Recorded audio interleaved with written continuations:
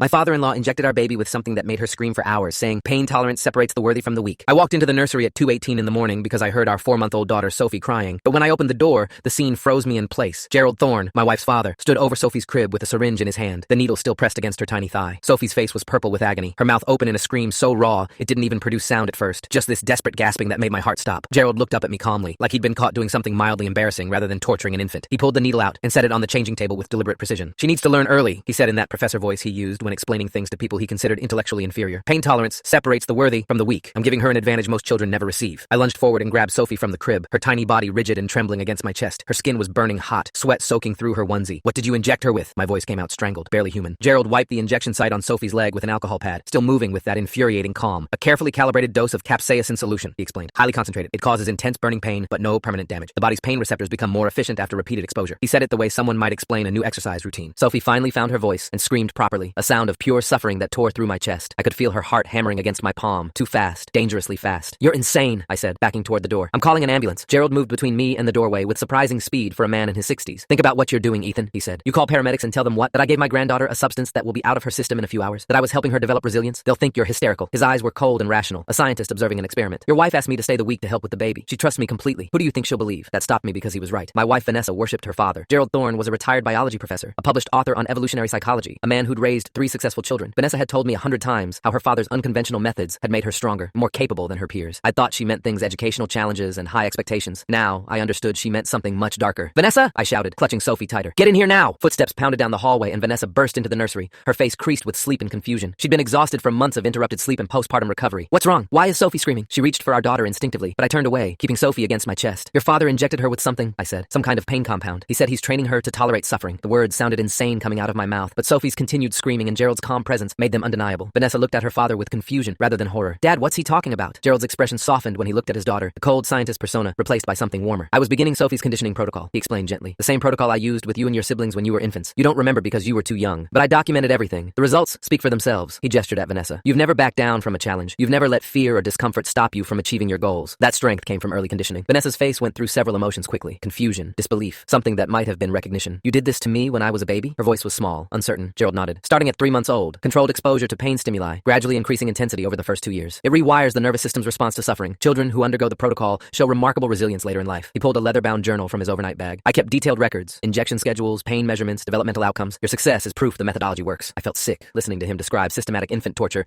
as a scientific achievement. Sophie was still screaming in my arms, her little body shaking with pain. I'm taking her to the emergency room, I said, moving toward the door again. Gerald didn't try to stop me this time, but his words followed me into the hallway. His words made my blood run cold. To see the full story, click the link below or go on my channel.